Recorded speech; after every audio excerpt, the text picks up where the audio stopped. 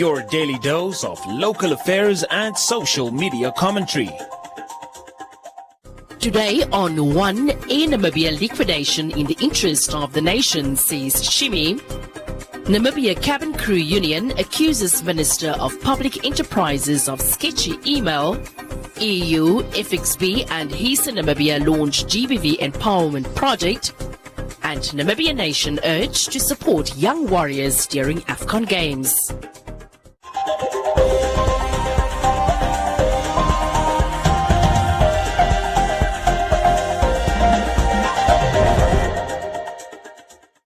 The Minister of Finance, Shimi, at a recent press briefing called to discuss government's position on the plan to liquidate Air Namibia, stated that the decision to file for voluntary liquidation of the national carrier is in the interest of the country, as the national airline's soaring debt will jeopardize the country's economic recovery plan.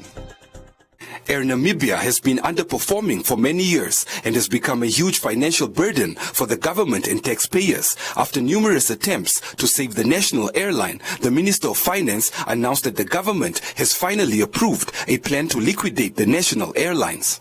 The decision that the Cabinet has taken is to file for voluntary liquidation of Air Namibia. And obviously this is it was not a very easy decision.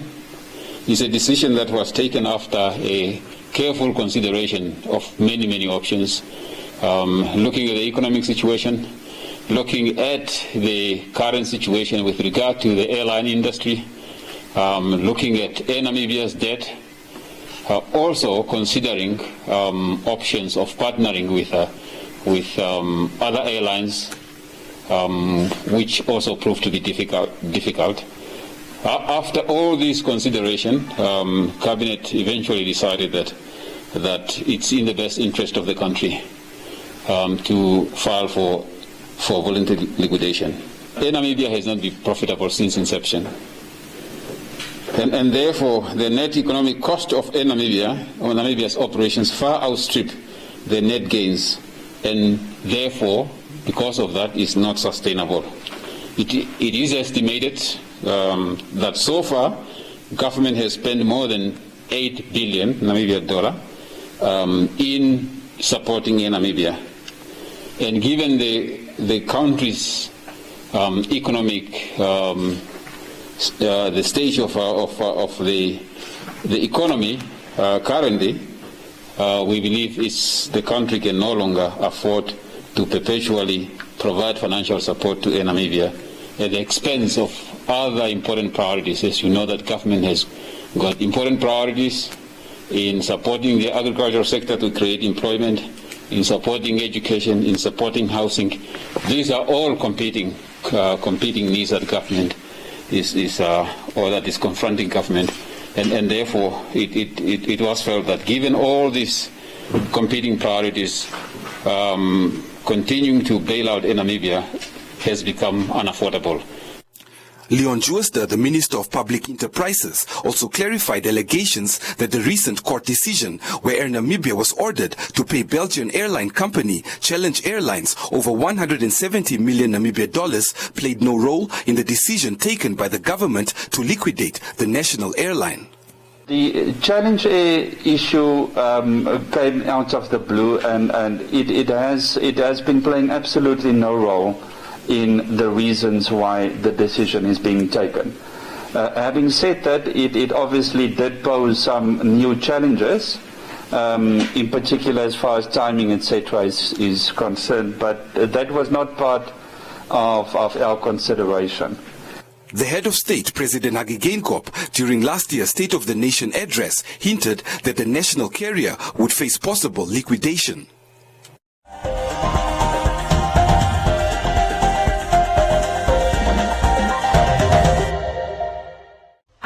I'm an original. There's nobody Like me, I'm Robin, and my confidence is perfect fitting lingerie. I am Marche, and my confidence is being exactly who I am. I'm Theodora, and my confidence is knowing my worth. It's time to love your underwear, to love yourself.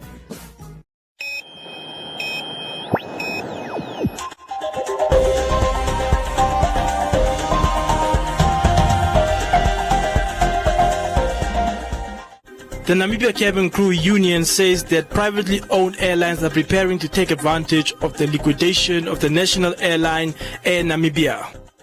According to the union, the Minister of Public Enterprises, Leon Jooste, was copied in an email from a private airline to inquire about equipment from the liquidated airline. As from yesterday, last night, this morning, we started getting information from certain individuals, whether it's inside the company, outside the company, we started getting information. There were clear talks in an email between a company, West Air, about the equipment of Air Namibia that they want to spy. That was already in the process of last year. So there's a clear indication from a white-owned company that they want to push out the national airline so that they can take over the environment. And in that email, the Public Enterprise Minister, Leon Jooste, is copied into that email. They are flying in local, but they've been flying regional. But their operations, in principle, has grown that they can go into Africa. So what they are looking for is equipment, and equipment on its cheapest form. And the cheapest form is to liquidate the company so that things can just be sold off and we can capture the environment. At a recent press conference, Jooste did confirm receiving an email of such a nature and shed light on the matter. He also responded to claims that he has shares in a private airline. So the email that was referred to, and I actually checked a copy of that, that was at the time when the owners of the Embraers were not getting any response from Air Namibia. So we were approached and saying that, look, unless we intervene, Air Namibia may in fact be losing those aircraft because somebody else would purchase them. So that is where we were copied in the email, and we then called in Namibia, and like I said, this was taken to Cabinet and the Cabinet Committee, and we quickly secured those aircraft to make sure that nobody else get hold of them at the time. So I can 100% confirm that I have no shares directly or indirectly or any vested interest in the company called West Air, Fly West Air, or any of its subsidiaries, or any person working for the company, or any related party to the company called West Air. So there is absolutely no truth in that. I have also never had that in the past, and I don't intend to have such a relationship in future either. Meanwhile, the Minister of Finance, Mpumbu Shimi, also responded to rumors that are being spread on social media platforms that the government liquidated Air Namibia to advance other private airlines. I also want to clarify one other issue that is making some rounds in the public with the potential to tarnish the image of government, and this is the issue of accusing government of wanting to close Air Namibia deliberately for the growth of another airline, because these are things that we are picking up in the media. This information is totally misleading and is devoid of any truth. We all know the history of Air Namibia and government, and we also know that government can no longer carry this burden given Air Namibia's soaring debts. In conclusion, Jooste added that there are no immediate plans from the government to start a new airline to take over from Air Namibia.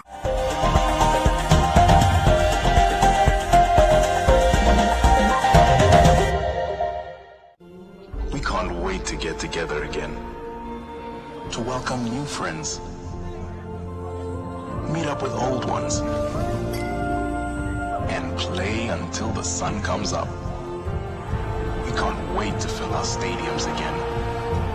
In fact, we can't wait to get the whole gang together. But until then,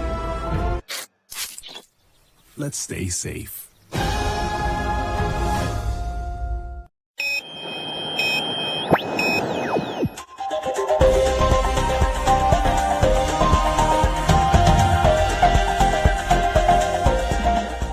The European Union delegation to Namibia, together with FXB International and HISA Namibia, kicked off a project titled Curbing Gender-Based Violence, Empowering Women and Children Living in Informal Settlements of Namibia by equipping communities, men and boys, to be human rights defenders and agents of change.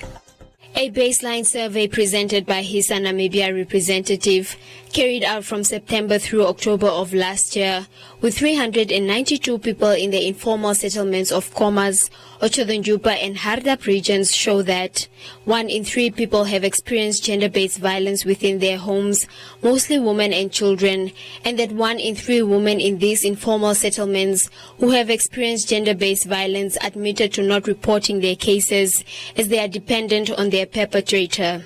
We also went forward and asked, do you know what services are available to women in informal settlements that are experiencing GBV? And again, 1 in 3 said they did not know of any services that were available. They did, of course, understand what gender-based violence was about, but they did need information in terms of accessing to say there is places where you can go, there is persons that you can see within the informal settlement to assist you. Both women and men singled out, as many of us have always said, singled out and said one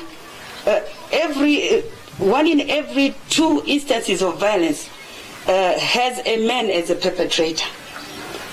However, when we asked men who are the perpetrators of violence, 1 in 6 men said it is the women who start the fighting, and then we have to retaliate. So we ourselves are quiet, but when the women come and rile us up, then we are forced to fight back. The Ministry of Gender Equality and Child Welfare's Chief Community Officer for the Khomas region stressed the mobilization and involvement of men and boys in curbing GBV in their respective communities, adding that the government has policies and acts in place guiding the implementation of GBV programs. Some suffer gender-based violence in silence. Therefore, they need to be empowered to be part of the solution and become agents of change. Director of Ceremony, the government of Namibia has in place several policies and acts that guides us in the implementation of programs that are aimed at gender-based violence prevention and response, such as the Child Care and Protection Act, Combating of the Domestic Violence Act, which is currently under review, the National Gender Policy, which is also to be reviewed, National Gender Plan of Action, the Combating of Rape Act, currently, as we speak, under review, Prioritized National Plan of Action on Gender-Based Violence 2019 to 2023, just to mention a few. Launching the project, the European Union ambassador to Namibia stressed the importance of addressing GBV with political will, resources and accountability mechanisms.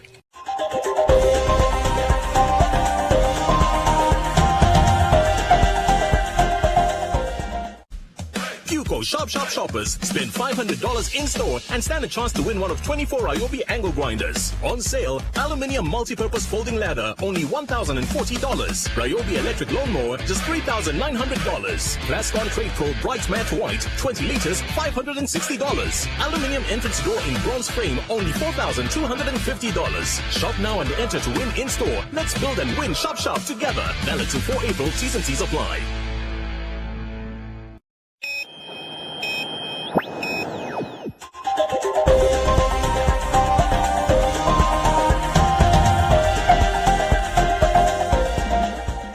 Despite being one of the debutants at the tournament showpiece, the Young Warriors are strongly backed up by the nation to be the surprise package in Mauritania.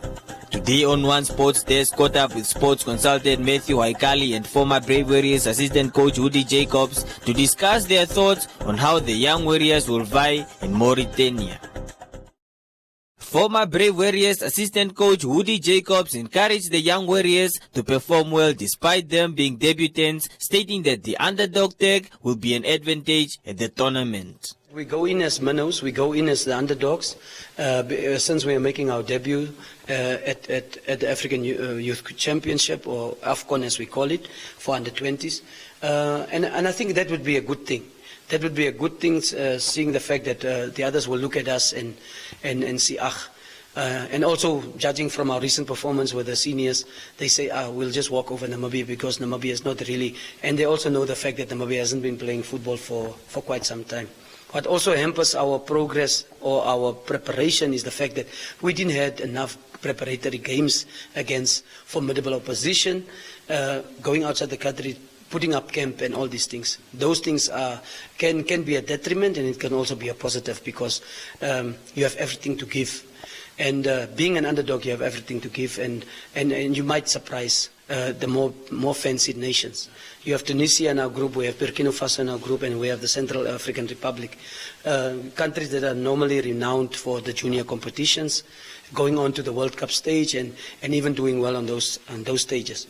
But I know the character of Namibians. I know the character where, especially when we don't give them a chance, they rise to the occasion. And I think our young warriors will rise to the occasion. After their brilliant COSAFA performance in Port Elizabeth, sport consultant Matthew Haikali stated that the young Warriors have a high chance of competing against the African giants, but has also admitted that the group will be tough. Having qualified, it means it's not a fluke that they are going there. So I think they've been working very well to prepare for the tournament. And when you get that opportunity, I think it's about giving you 150%. And from what we've seen, their performances obviously was a struggle at COSAFA in the beginning, but I don't think they're going to participate there. They're going to compete. And everybody is afraid of them, obviously. So chances of them going to the next round, I think they should, because it's the first time, obviously, if you win, that becomes a bonus. But going to the next round should be the target for the coach and the players. It's a challenge for us. Remember, we did have football. And also, I think the resources were constricted in terms of the team's performance. Coronavirus has not even helped because it doesn't give you an opportunity for you to be able to play friendlies. They didn't get that much time, but from what I've heard, especially with the coach traveling around the country to select, second would be an added bonus. But because of the quality of the other countries, we should support them all the way. However they perform, let's not do what we did to the Brave Warriors at Chan. Let's give the boys that motivations. I mean, we are not providing them with the necessary environment for them to perform to their best. So let's support them all the way, and we wish them all the best. The young Warriors are currently in Mauritania and will begin their campaign against Central African Republic on the 15th of February, Tunisia on the 18th of February, and will face Burkina Faso in their final match on the 21st of February. The final 29-man squad is as follows.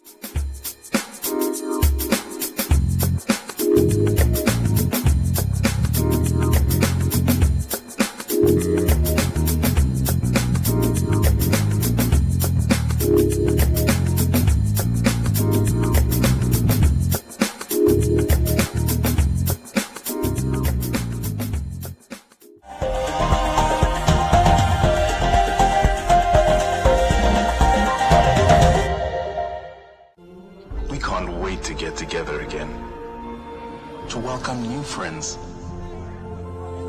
meet up with old ones, and play until the sun comes up. We can't wait to fill our stadiums again. In fact, we can't wait to get the whole gang together. But until then, let's stay safe.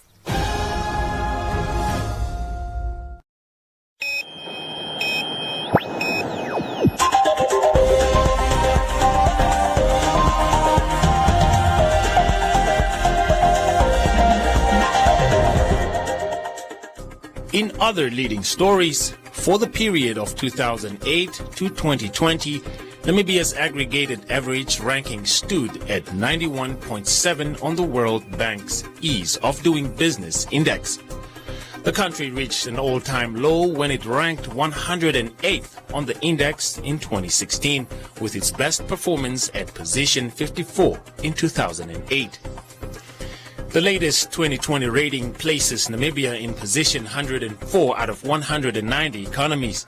Influencing Namibia's placing are several indicators, notably starting a business, the procedures, time, cost, and paid-in minimum capital to start a limited liability company, dealing with construction permits, the procedures, time, and cost to complete all formalities to build a warehouse, and the quality control and safety mechanisms in the construction permitting system, access to electricity, the procedures, time and cost to get connected to the electrical grid, and the reliability of the electricity supply and the transparency of tariffs, as well as, amongst others, the registering of property, the procedures, time and cost to transfer a property, and the quality of the land administration system. In a media statement, BIPA expressed that it should be noted that the time it takes to register a business with BIPA improved from 33 days in 2019 to 21 days in 2020. The improvement can be attributed to the authority improving its turnaround time on name reservation approvals from 18 days in 2019 to 6 days in 2020. BIPA achieved the reduction in the number of days it took to approve a name reservation by 12 days in 2020 through allocating more human resources and have staff working overtime. The authority foresees a further improvement in the starting a business indicator on the Ease of Doing Business Index, as BIPA's latest statistics show that the authority now processes name reservations within 3 days. Welcome to Comments Corner, your daily dose of local comments from the hottest social media pages. We look at comments from our viewers on the recent announcement by government regarding the closure of the national airliner Air Namibia. Lord said the fact that the airline has not made a profit in 3 decades is hard to comprehend. Pearl said the routes are yours, Fly West Air. Bradley said to say that the airliner never made a profit is misleading because it was a successful aviation company before government took over.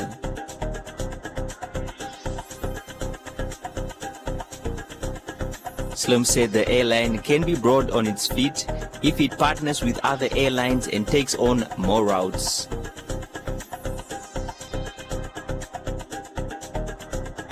Jonas said it should not be saved and that the market should be open. Samuele is not convinced that the local airline should be closed.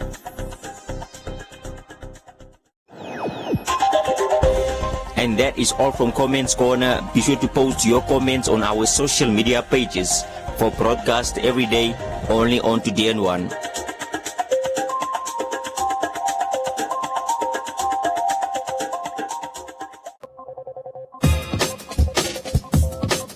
Get uncapped internet from as little as $500 Namibian a month. Contact us now or find us on Facebook. Whitehall, your internet service provider.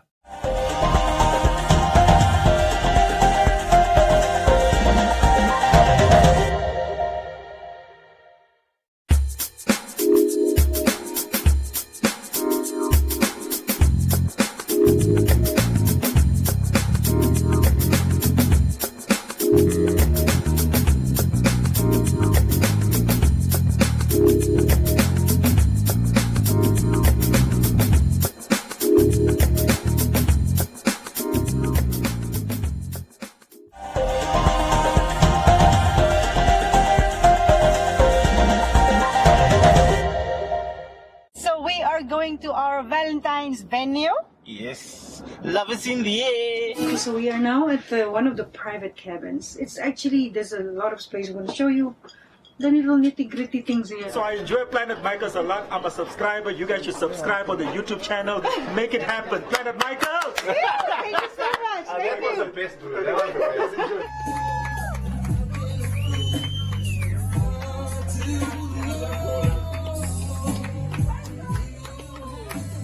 Thank you for being with us today on a Valentine's Day. Thank you very much.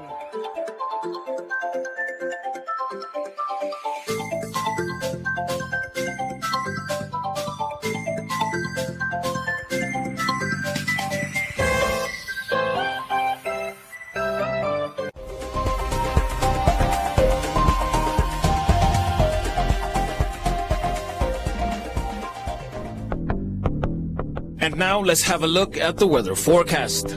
First, an advisory from the Met Office. Heavy falls will persist in the northern regions, so please take the necessary precautions. The interior will be partly cloudy and warm to hot over the Khomas and Omaheke regions with a few thunder showers.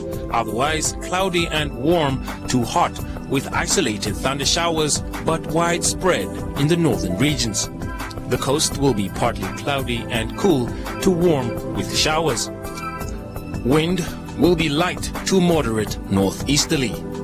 Now a look at weather conditions across the country and beyond.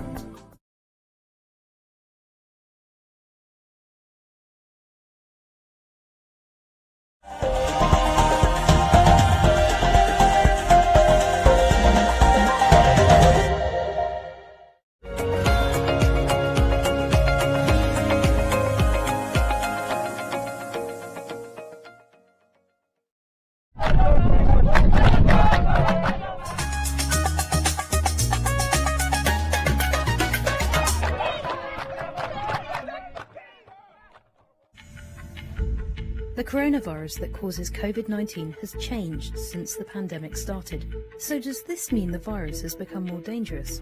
Scientists have discovered thousands of mutations to the SARS-CoV-2 coronavirus. Most mutations only lead to small changes, but scientists believe one, called D614G, may have made it easier for the virus to infect human cells. This mutation most likely emerged after the initial outbreak in China, and it spread fast after the virus arrived in Europe. By the end of June, the D614G mutation was found in almost all samples of the virus worldwide. Scientists believe this is due to amino acid changes in the virus's spike proteins, improving its ability to infect human cells. Some studies have found more spikes on viruses with this mutation. These spikes latch onto receptors on the surface of our cells. They then transfer the virus's genetic material, called RNA, inside.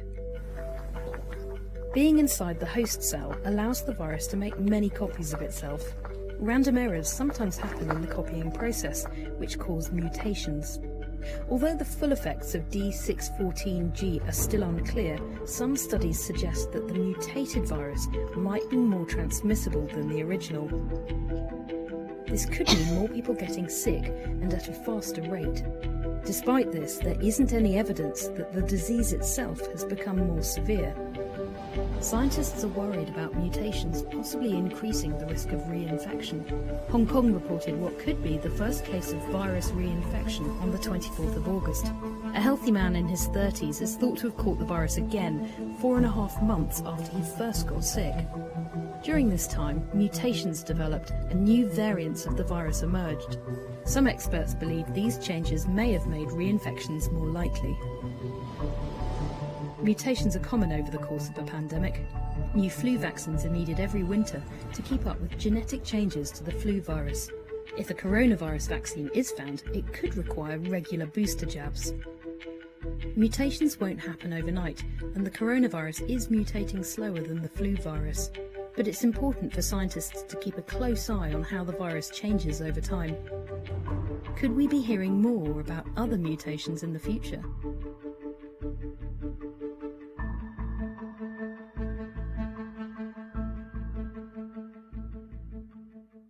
Reason do the House managers withhold it from the American people